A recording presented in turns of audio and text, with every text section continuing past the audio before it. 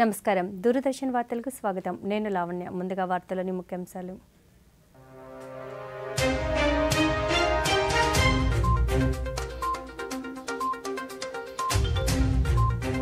రైతు సాధికారతకు కేంద్ర ప్రభుత్వం అధిక ప్రాధాన్యతను ఇస్తుందన్న ఉపరాష్ట్రపతి జగదీప్ ధన్కడ్ ఉగ్రవాదానికి వ్యతిరేకంగా జరుగుతున్న పోరాటంలో దేశ ఐక్యతే బలమన్న ప్రధాని మోదీ తెలంగాణ ఛత్తీస్గఢ్ సరిహద్దు జిల్లా ములుగులో కొనసాగుతున్న భద్రతా బలగాల కూంబింగ్. వార్తల్లోని వివరాలు. రైతు సాధికారతకు కేంద్ర ప్రభుత్వం అధిక ప్రాధాన్యతను ఇస్తుందని ఉపరాష్ట్రపతి జగదీప్ ధన్కర్ అన్నారు. తమిళనాడు కోయంబత్తూరులోని వ్యవసాయ విశ్వవిద్యాలయంలో వికసిత్ భారత్ కోసం వ్యవసాయ విద్య ఆవిష్కరణ వ్యవస్థాపకతను పెంపొందించే అంశంపై ప్రసంగించారు. ఆహార భద్రత నుంచి రైతు శ్రేయస్సు వైపు దేశం పయనించాలని కోరారు. కృషి విజ్ఞాన కేంద్రాలు రైతులతో సంబంధించడానికి సిద్ధంగా ఉండాలని సూచించారు. We must move from food security to farmer prosperity. Farmer has to be prosperous, and this script has to evolve from institutions like yours. And therefore, I appeal to you and also compliment simultaneously for doing much in this direction. The gap between lab and land must not get bridged. It must be seamless connect. Lab and land must be together. And for this, over 730 Krishi Vigyan Kendras must be vibrant centers of interaction with farmers. To educate the farmers, but you have to be pipeline. You have to be supportive to those Krishi Vigyan Kendras. You must connect with Krishi Vigyan Kendras around and also Indian Council of Agriculture Research. ప్రధానమంత్రి నరేంద్ర మోదీ తన మనసులోని భావాలను దేశ ప్రజలతో పంచుకునే మన్ కీ బాత్ కార్యక్రమంలో ఈరోజు పలు అంశాలను ప్రస్తావించారు.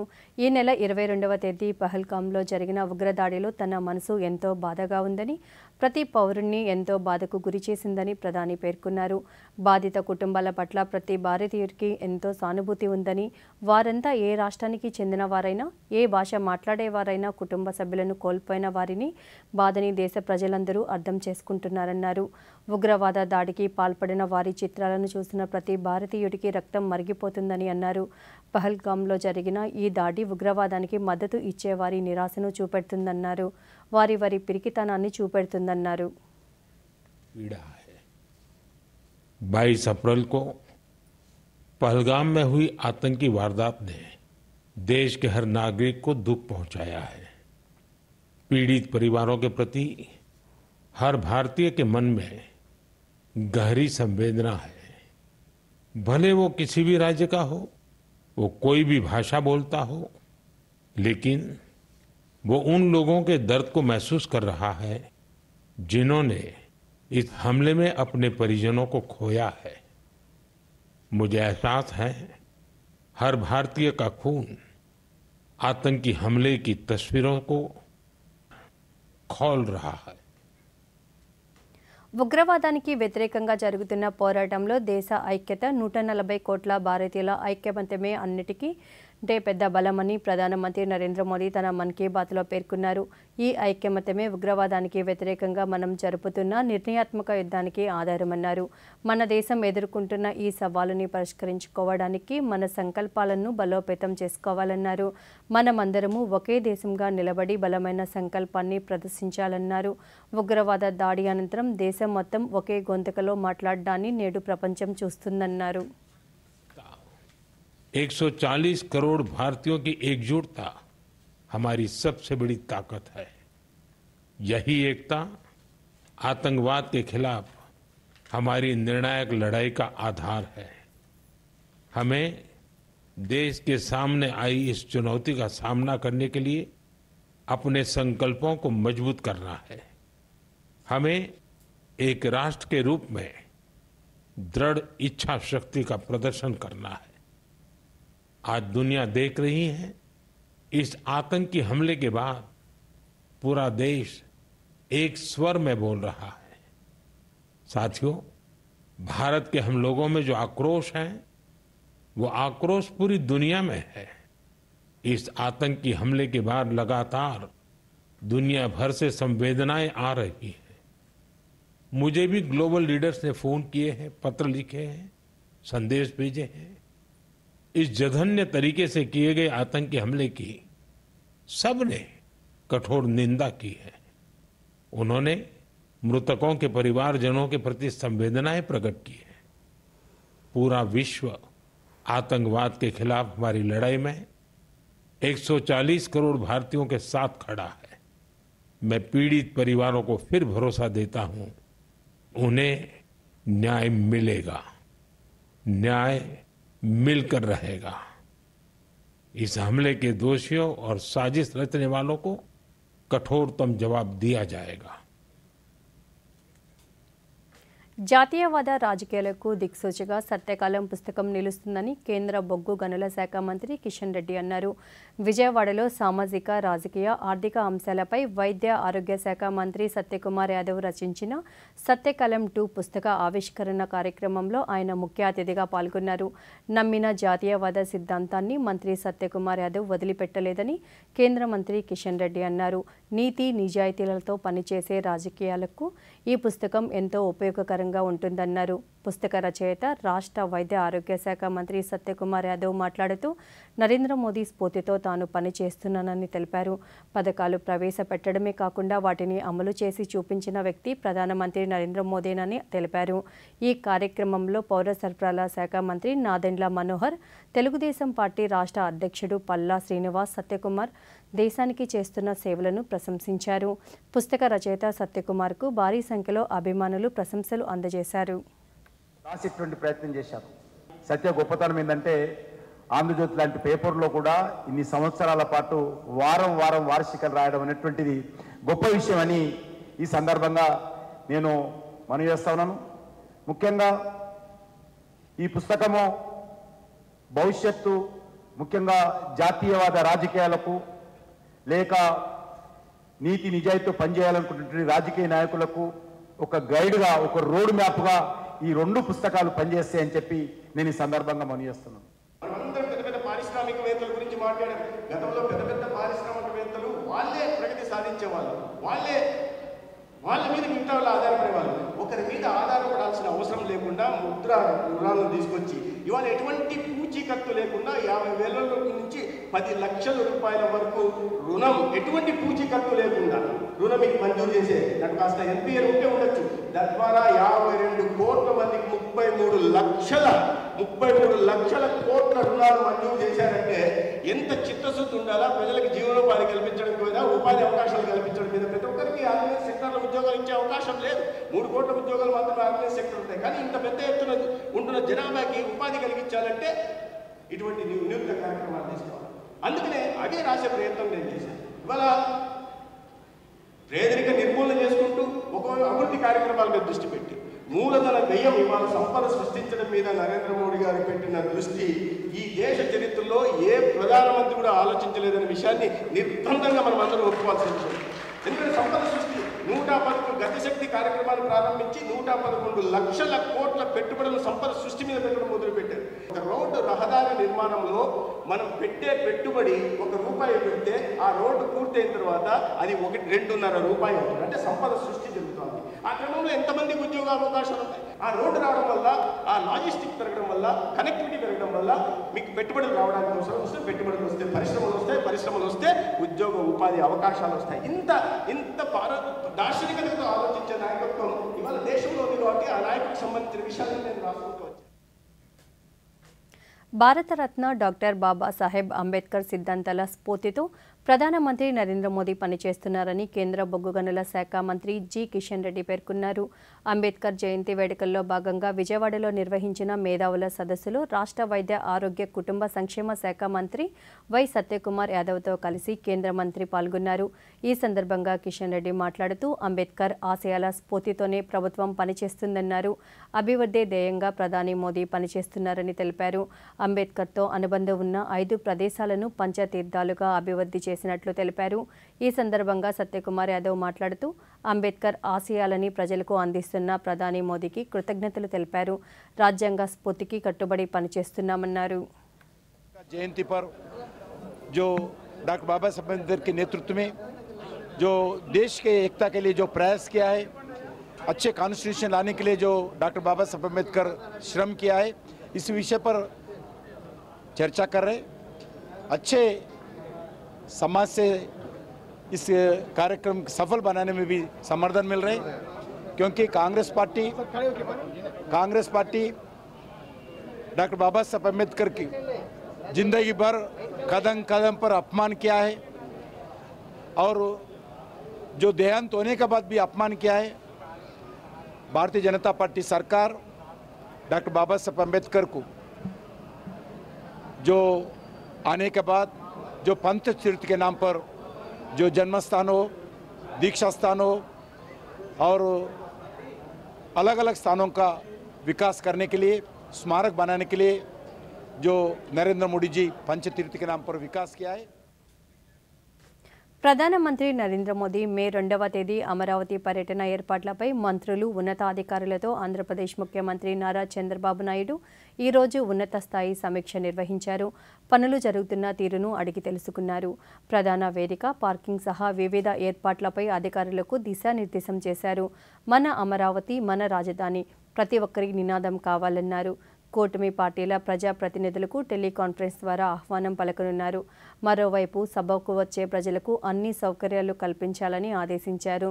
భవిష్యత్ తరాల కోసం రాజధాని నిర్మాణం చేపడుతున్నామన్న ఆయన అమరావతి నిర్మాణ పునఃప్రారంభంలో విద్యార్థులను భాగస్వాములను చేయాలన్నారు.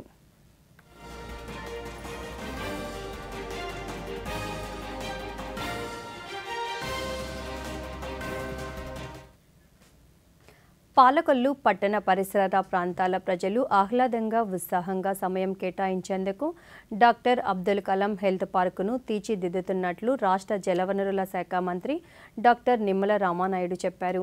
పశ్చిమ గోదావరి జిల్లా పాలకొల్లులో మంత్రి పార్కు, హిందూ శ్మశాన వాటిక పనులను పరిశీలించారు.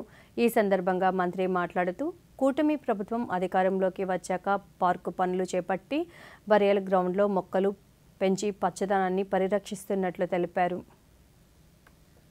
సెలవు దినాలు ఆనందంగా కుటుంబ సమేతంగా ఆహ్లాదకరమైన వాతావరణంలో గడపాలనేటువంటి ఆలోచనతో, ఒక ఆరోగ్యం కూడా ముఖ్యం అనేటువంటి ఉద్దేశంతో డాక్టర్ అబ్దుల్ కలాం హెల్త్ పార్క్ని ఒక మహనీయుడి పేరు మీద మనం ఏర్పాటు చేశాం. గత 5 సంవత్సరాలు మళ్ళీ విధ్వంసానికి బలైనటువంటి స్థితిలో మళ్ళీ ఏదైతే అబ్దుల్ కలాం హెల్త్ పార్క్కు సంబంధించినటువంటి పనులన్నింటినీ కూడా మరి పరిగెత్తించి మళ్ళీ పనిచేసేటువంటి విధంగా, అదేవిధంగా ఏదైతే ఈ యొక్క హిందూ సంబంధించినటువంటి బరిల్ గ్రౌండ్ ఏదైతే ఉందో మరి కైలాసవనం కూడా కనీసం రంగులు వేయడం కూడా మర్చిపోయి మొక్కలకు కూడా మెయింటెనెన్స్ లేక చనిపోయినటువంటి స్థితిలో మళ్ళీ వాటినన్నింటినీ కూడా గ్రీనరీ కానీ, ప్లాంటేషన్ కానీ, పెయింటింగ్స్ కానీ ఏదైతే 5 సంవత్సరాల మెయింటెనెన్స్ లేక ఏదైతే విశాఖ జిల్లాలోని సింహాచలంలో ప్రముఖ వరాహ లక్ష్మీ నరసింహస్వామి దేవాలయంలో ఈ నెల 30న చందనోత్సవం జరగనుంది. ఏడాది పొడవునా చందన రూపుడై ఉండే వరహాలక్ష్మీ నరసింహస్వామి ఆ ఒక్కరోజే భక్తులకు నిజరూప దర్శనమిస్తారు. ఈ నేపథ్యంలో స్వామివారి నిజరూప దర్శనం చేసుకునేందుకు రాష్ట్రం నుంచే కాకుండా ఇతర రాష్ట్రాల నుంచి కూడా భక్తులు భారీగా తరలివస్తారు. దీనిని దృష్టిలో పెట్టుకొని ఆలయ అధికారులు ప్రత్యేక ఏర్పాట్లు చేస్తున్నారు. అప్పన్న నిజరూప దర్శనం కోసం సుమారు 3 లక్షల మంది భక్తులు వచ్చే అవకాశం ఉందని అధికారులు అంచనా వేస్తున్నారు.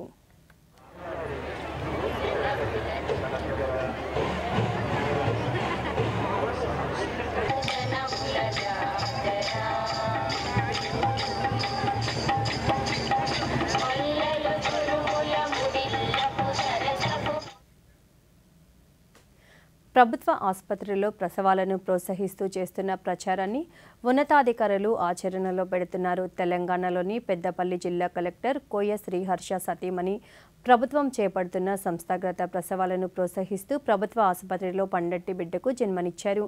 గోదావరి కని ప్రభుత్వ ఆసుపత్రిలో శనివారం రాత్రి ఆపరేషన్ ద్వారా డాక్టర్లు ప్రసవం చేశారు. కలెక్టర్ సతీమణి విజయ సాఫ్ట్వేర్ ఉద్యోగిగా పనిచేస్తున్నారు. స్వయంగా జిల్లా కలెక్టర్ భార్య సైతం ప్రభుత్వం చేపడుతున్న సంస్థాగత ప్రసవాల కార్యక్రమాన్ని ప్రోత్సహిస్తూ గత 8 నెలలుగా ప్రసవం కోసం ప్రభుత్వ ఆసుపత్రిలో పరీక్షలు చేయించుకుంటున్నారు. నెలలు నిండటంతో డాక్టర్లు ఆపరేషన్ నిర్వహించారు. జిల్లా స్థాయి అధికారి ఓ ప్రభుత్వ ఆసుపత్రిలో భార్యకు ప్రసవం చేయించి అందరికీ ఆదర్శంగా నిలిచారు. ప్రభుత్వ ఆసుపత్రిలో అన్ని సౌకర్యాలు ఉన్నాయని, అన్ని వర్గాల ప్రజలు ప్రభుత్వ సేవలను వినియోగించుకోవాలని గైనకాలజిస్ట్ అరుణ తెలిపారు. ఆసుపత్రి ప్రసవాలను ప్రోత్సహించి జనని సురక్ష యోజన ఫలాలు అందరూ సద్వినియోగం చేసుకోవాలని కోరారు. రెగ్యులర్ యాంటీనేటల్ విజిట్స్ అండి, ఎప్పుడు షెడ్యూల్కి ఒక్కరోజు కూడా అటు ఇటు అవ్వకుండా షెడ్యూల్ ప్రకారం మా కంఫర్టబుల్ టైంలో, మా కన్వీనియంట్ టైంలో వచ్చేవాళ్ళు. వాళ్ళు అన్నీ లైక్ డయట్ కౌన్సిలింగ్ కానీ, దెన్ ఎక్సర్సైజెస్ కానీ, ఇమ్యునైజేషన్ కానీ, మెడిసిన్స్ కానీ, ఇన్వెస్టిగేషన్స్ కానీ, ప్రతిదీ లైక్ ఎనీ అదర్ పేషెంట్ అన్నీ ఇక్కడే తీసుకున్నారు. And we are all very happy that Jammu కాశ్మీర్లోని పహల్గామ్ ఉగ్రదాడి నేపథ్యంలో ఉదంపూర్లో కేంద్ర సైన్స్ అండ్ టెక్నాలజీ సహాయ మంత్రి జితేంద్ర సింగ్ అధ్యక్షతన ఈరోజు ఉన్నత స్థాయి భద్రతా సమావేశం జరిగింది. ఈ సమావేశంలో పలువురు సీనియర్ భద్రతా పరిపాలనా అధికారులు పాల్గొన్నారు. జమ్మూ కాశ్మీర్ భద్రతా విషయంలో తీసుకోవాల్సిన పలు అంశాలపై విస్తృతంగా చర్చించారు.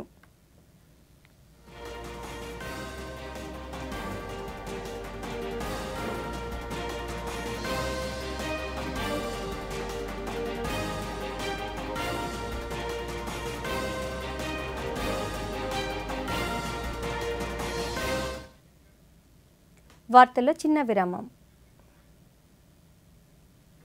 తొందరగా టిఫిన్ ప్యాక్ చేయండి. రాజు, మొబైల్ వదిలేయ్. అక్క, బ్యాంక్ నంబర్ కావాలి. రిఫండ్ రాలేదు. దొరికింది. ఇప్పుడే కాల్ చేస్తానక్క. నెంబర్ గురించి తెలుసుకోకుండా తరచూ మోసగాళ్లు నకిలీ బ్యాంక్ వెబ్సైట్ మరియు మోసపూరిత నెంబర్లతో డబ్బు కాజేస్తారు. మరైతే సరైన నంబర్ బ్యాంక్ అఫీషియల్ వెబ్సైట్ లేదా కార్డ్ పైన. మీరు నన్ను కాపాడారక్క. పని నుండి కాదు, చేస్తాను. ఆర్బీఐ చెబుతుంది, సరైన ఆర్థిక వ్యవహారమే మిమ్మల్ని కాపాడుతుంది. వార్తలకు తిరిగి స్వాగతం. అవకాశాలను అందిపుచ్చుకోవడంలో మహిళలు అన్ని రంగాలలో ముందు వరుసలో ఉన్నారు. మహిళలను ఆర్థిక స్వావలంబన సాధించి వారి కాళ్లపై వాళ్ళు నిలబడాలన్న లక్ష్యంతో కేంద్ర ప్రభుత్వం పలు చర్యలు చేపట్టింది. ప్రకృతి వ్యవసాయ ప్రచారకర్తలుగా డ్వాక్రా సంఘాలను ఎంపిక చేసిన ప్రభుత్వం వ్యవసాయంలో యాంత్రీకరణ పథకాలను కూడా మహిళలకే అప్పగించింది. అందులో భాగంగా తీసుకుని వచ్చిన నమో డ్రోన్ దీదీ పథకం మహిళలను లక్షాధికారులను చేస్తుంది. కడప జిల్లాలో డ్రోన్ దీదీ సాధిస్తున్న ప్రగతిని ఇప్పుడు చూద్దాం. జీవితంలో ఏదైనా సాధించాలనే తపన, పట్టుదల ఆమె జీవన స్థితిగతుల్ని మార్చేసింది. సాధారణ రైతు కుటుంబంలో పుట్టి కుటుంబ ఆర్థిక పరిస్థితుల కారణంగా చదివించే స్తోమత లేని తల్లిదండ్రులు చదువు మధ్యలో నిలిపివేసి చిన్న వయసులోనే పెళ్లి చేశారు. అయితేనే తన పట్టుదలను మాత్రం వదిలిపెట్టలేదు. పెళ్లి తర్వాత 10వ తరగతిలో ఉత్తీర్ణత సాధించి ఇంటర్ విద్యను పూర్తి చేసింది. తొలుత ఆశా వర్కర్గా పనిచేసి డ్వాక్రా మహిళలకు గ్రూప్ లీడర్గా ఉంటూనే ప్రకృతి వ్యవసాయ విభాగంలో అవుట్సోర్సింగ్ ఉద్యోగిగా పనిచేసే అవకాశం పొందారు కమలాపురానికి చెందిన జ్యోత్స్న. ఆ సమయంలో ప్రకృతి వ్యవసాయ విధానాలపై రైతులకు అవగాహన కల్పించే క్రమంలో అనేక విషయాలు తెలుసుకున్నారు. అప్పుడే కడపలో కృషి విజ్ఞాన కేంద్రం ద్వారా నమో డ్రోన్ దీదీ పథకం గురించి తెలుసుకున్నారు. ఈ పథకం ద్వారా ఎంపిక కావడం, తరువాత శిక్షణ తీసుకున్న ఆమెకు కేంద్ర ప్రభుత్వం 8 లక్షల విలువ చేసే డ్రోన్ లైసెన్స్ అందించడంతో అప్పటి నుంచి జ్యోత్స్న నమో డ్రోన్ దీదీగా మారారు.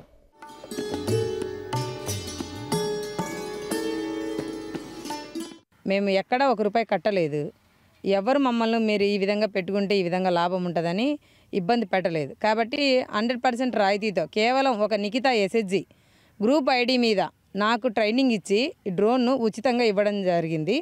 ఇది మన దేశవ్యాప్తంగా చూసుకుంటే ఫస్ట్ విడతలో నేను కూడా సెలెక్ట్ అయ్యి నా డ్రోన్ తీసుకోవడం జరిగింది. ఇందులో నేను ఫస్ట్ ఉండడం వల్లే నాకు ఈ అవకాశం రావడం జరిగింది. డ్వాక్రా గ్రూప్లో సభ్యురాలుగా ఉన్న జ్యోత్స్న రోజుకు 500 సంపాదించాలని భావించేది. అయితే ఇప్పుడు డ్రోన్ దీదీగా తాను రోజుకు 5,000 రూపాయలు కూడా సంపాదిస్తోంది. ఇప్పటి వరకు 10 మండలాల పరిధిలో 52 గ్రామాల్లో 171 మంది రైతులకు సంబంధించిన 982 ఎకరాలకు ఈ డ్రోన్ ద్వారానే పురుగు మందు పిచికారీ చేశానని చెబుతున్నారు.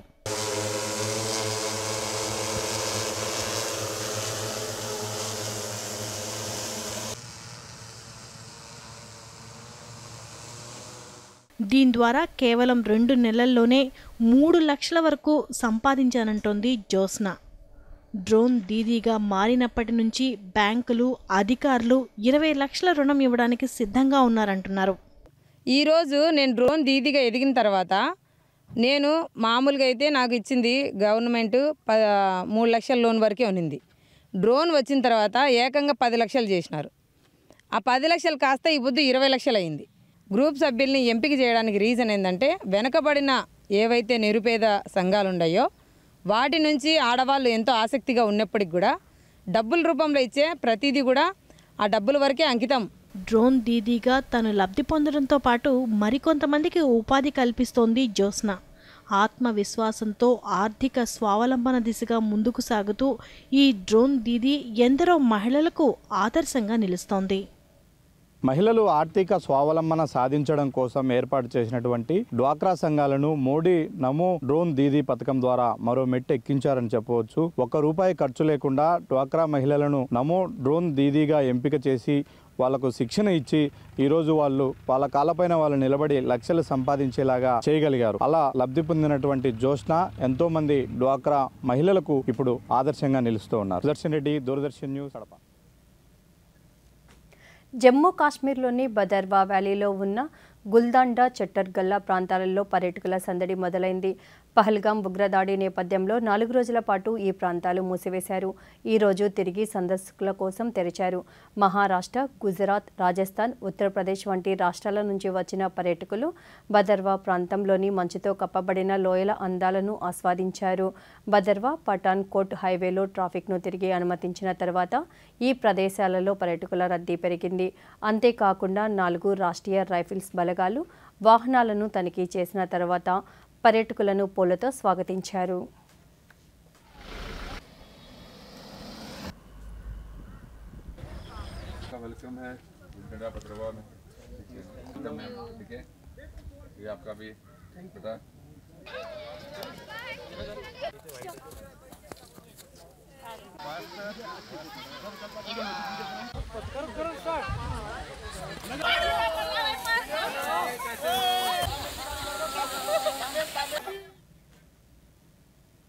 ప్రధానమంత్రి నరేంద్ర మోదీ ప్రభుత్వం రైతుల సంక్షేమానికి అధిక ప్రాధాన్యత ఇస్తుంది.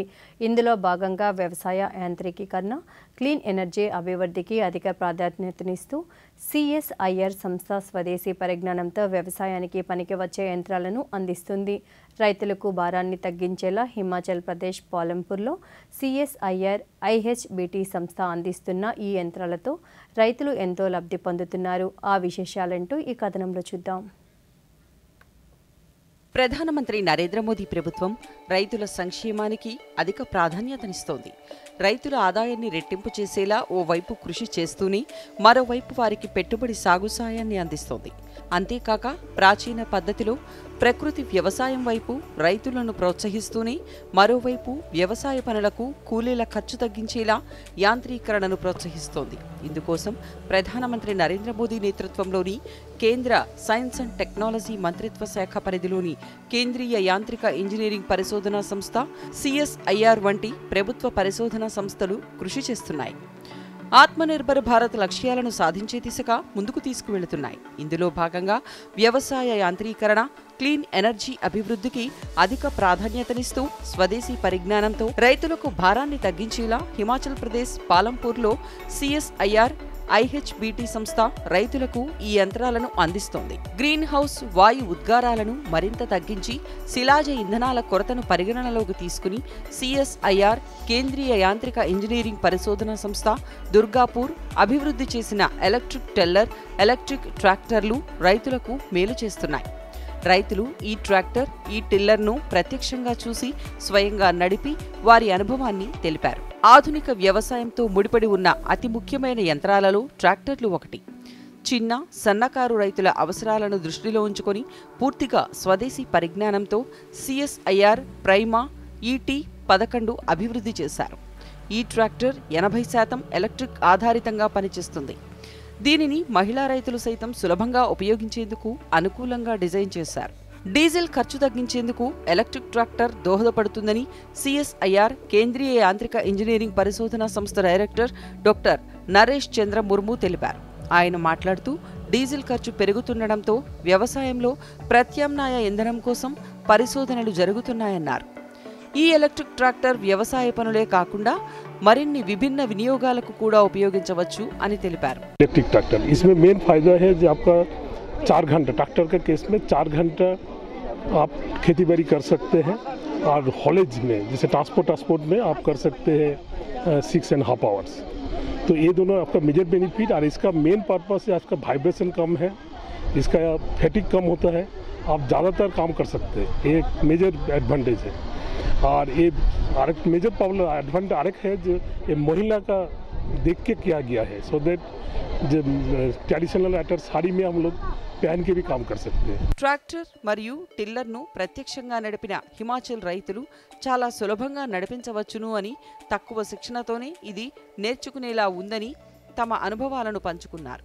ये ट्रेलर बहुत ही बढ़िया, बड़ा आनंद आया चलाने में और इसको ना महिलाएं भी चला सकती है बड़ी आसानी से और पहली बार ट्राई किया, बहुत एंजॉय आया. ప్రధానమంత్రి నరేంద్ర మోదీ సంకల్పమైన Atmanirbhar Bharat, make in India లక్ష్యాలకు అనుగుణంగా దేశం పూర్తిగా స్వదేశీ టెక్నాలజీపై దృష్టి పెట్టి అభివృద్ధి దిశగా ముందుకు సాగుతోంది.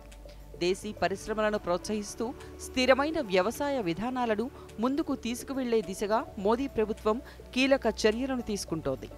పర్యావరణ పరిరక్షణకు అనువైన ఎలక్ట్రిక్ వాహనాలు, గ్రీన్ ఎనర్జీ వినియోగాన్ని పెంచేందుకు ప్రభుత్వం ప్రత్యేక ప్రణాళికలు రూపొందిస్తోంది. ఈ చర్యలు దేశ ఆర్థిక వ్యవస్థను బలోపేతం చేయడంతో పాటు పర్యావరణ అనుకూల అభివృద్ధికి తోడ్పడతాయని నిపుణులు భావిస్తున్నారు. దేశీయ ఉత్పత్తిని ప్రోత్సహించి ఉపాధి అవకాశాలను పెంచేందుకు ప్రభుత్వం అనేక చర్యలు తీసుకుంటోంది.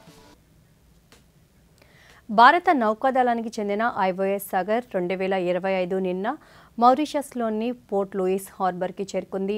ఈ సందర్శన భారతదేశం, మిత్ర దేశాల మధ్య ప్రాంతీయ సముద్ర సహకారం, సామర్థ్య అభివృద్ధికి నిదర్శనంగా నిలిచింది. ఏప్రిల్ 5న కర్వార్ నుండి బయలుదేరిన ఐఎన్ఎస్ సునయాన నౌకల్లో భారత మహాసముద్ర ప్రాంతానికి ఐఓఆర్కి చెందిన 9 మిత్ర దేశాల 44 నౌకాదళ సిబ్బంది ఉన్నారు. IOS Sagar Mauritius national coast గార్డ్తో కలిసి దక్షిణ పశ్చిమ హిందూ మహాసముద్రంలో మొదటి దశ ఈఈజెడ్ గస్తీ విజయవంతంగా పూర్తి చేసింది. ఈ కార్యక్రమం భారత నౌకాదళ సామర్థ్యం, ప్రాంతీయ సముద్ర భద్రతను మెరుగుపరిచే ప్రయత్నాలను ప్రతిబింబిస్తుంది.